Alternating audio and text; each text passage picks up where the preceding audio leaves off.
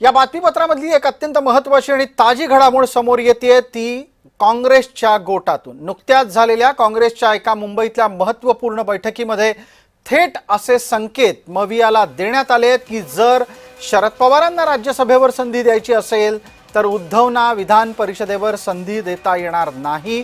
राज्यसभेच्या उमेदवारीमुळे मवियामध्ये शह-काटशहाचं राजकारण सुरू झालंय। काँग्रेसनं विधान परिषदेतली एकमेव जागा आपल्यालाच मिळायला हवी असा आग्रह धरलेला आहे आणि यामुळे उद्धव ठाकरे यांचा मवियात राहून विधान परिषदेवर जाण्याचा मार्ग अडसर युक्त दिसतो आहे।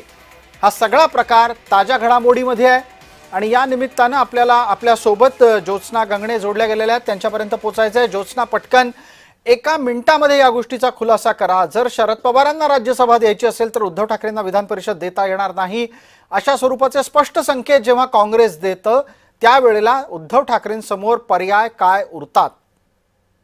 अगदी बरोबर आहे। आपण बघितलं की महाविकास आघाडी म्हणून जे आहे ती शरद पवार यांनी पुन्हा एकदा राज्यसभेवरती जावं अशा प्रकारचं पहिलं वक्तव्य जे आहे ते ठाकरे गटाचे राष्ट्रीय प्रवक्ते खासदार संजय राऊत यांनी केलं होतं आणि संजय राऊतांनीच म्हटलं होतं की पवार साहेबांनी जे आहे ते पुन्हा एकदा राज्यसभेवर जावं अशी त्यांची पक्षाची आणि त्यांची इच्छा आहे।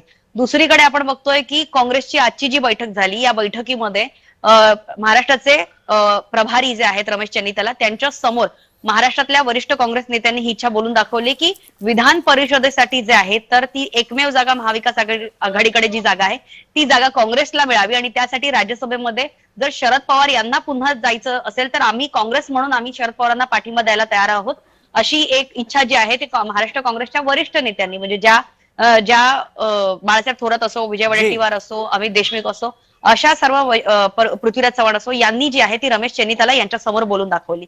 दुसरीकडे शशिकांत शिंदे यांनी सुद्धा माध्यमांसमोर हेच बोलून दाखवलं की शरद पवारांनी पुन्हा एकदा सक्रिय राजकारणामध्ये जे आहे यावं आणि त्यांनी राज्यसभेमध्ये जावं। पण ज्योत्स्ना, या सगळ्याचा एक परिणाम होणार आहे तो दुसऱ्या तिसऱ्या कोणावर नाही, थेट उद्धव ठाकरेंवर।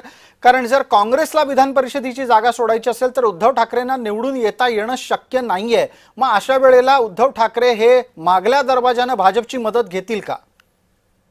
सध्या या परिस्थितीवर जी आहे ती आपण असं बोलणं की उद्धव ठाकरे नेमकं कोणाची मदत घेतील, कारण आपल्याला माहिती आहे की स्थानिक स्वराज्य संस्थेच्या निवडणुकीच्या वेळेस जे आहे ते अनेक पक्ष म्हणजे अगदी संपूर्ण महाराष्ट्राला आश्चर्यचकित करतील अशा प्रकारचे अलायन्स आपण जे आहेत ते पक्षांकडे बघितले होते आणि त्याचमुळे आता उद्धव ठाकरे यांना जर विधान परिषदेमध्ये पुन्हा जायचं असेल तर ते नेमकं कोणाची मदत घेतील हे येत्या काळात ठरेल। मात्र सध्या जो इमिजिएट प्रश्न आहे की राज्यसभेवरती महाविकास आघाडी खरोखरच शरद पवारांना पाठिंबा देणार का? कारण शरद पवार जे आहेत त्यांनी स्वतःहून म्हटलं होतं की मी सक्रिय राजकारण म्हणजे राज्यसभा माझी संपल्यानंतर मी पुन्हा सक्रिय राजकारणामध्ये जे आहे ते भाग घेणार नाही। मात्र अकाली अजित पवार यांच्या निधनानंतर जे आहे ते आता पुन्हा एकदा शरद पवार यांना राज्यसभेची सूत्र हाती घ्यावी लागतील का असा सवाल उपस्थित होतोय आणि त्यासाठी महाविकास आघाडी आपण या सगळ्या तपशिलाकडे बारकाईनं लक्ष ठेवा, आपण परत बोलत राहू। दरम्यान अगदीच जर समजा एखादी संधी शोधायची वेळ आलीच काँग्रेसकडे तर असंही होऊ शकतं की पवार राज्यसभेवर जाणार नसतील तर तिथे काँग्रेसचा माणूस पाठवा,